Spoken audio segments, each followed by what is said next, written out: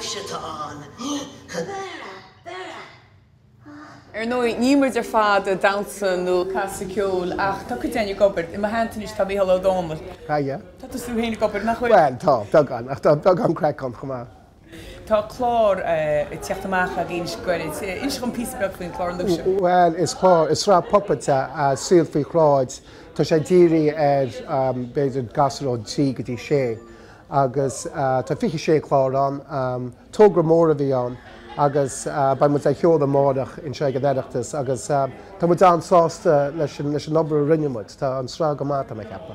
Agus bei anthóir rasróga, spe go leach beir TGK go leach go rialta TGK, ja, tá sé go leach maidin de lún agus sé cédín sílam agus bín achrílinn sinna go de máirt agus Deardín.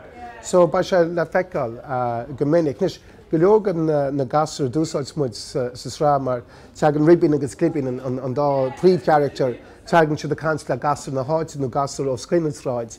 agus go leogan na gasar dúsáilsmuid feice me an Oireachtas an seoiad, so. Lána talún nó bhí sé dámha agus tá srá brenn go má a dahaní deaspáint leis agus tásúlam go manna daoine tanabas. Agus na Máire chu sé go dóí ag cool ceir. Ba, agus tá sé gceist an sí viidirína chuir amach faoin buí ar a srá, tá mud hééis bheith cans le forras na Gaelgas ba app an, agus a rud a smúd ba mu dtína seo beo leis na characterí as an srá, ba Fíbín a dhéanana agus ba mu goil ar toras a sin, so ba deisiigh na gasú techt ag a seo beo. Agus na characterí agus mar dúir tú sin leis na apps agus chollehortar lína tá anthód in na rudí sin nachhfuil agus na gasúróga anhha. Tá, mar bhfuil sé sin ad.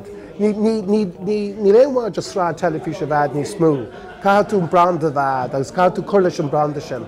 Agus sinna díideach tá gur dhéanana le síl faoi chráid, go mai se éasca gasú go ag an branda sin agus agus anach ar an branda sin. Well, gníile. Gur míle maith. Mór le cá mé héin.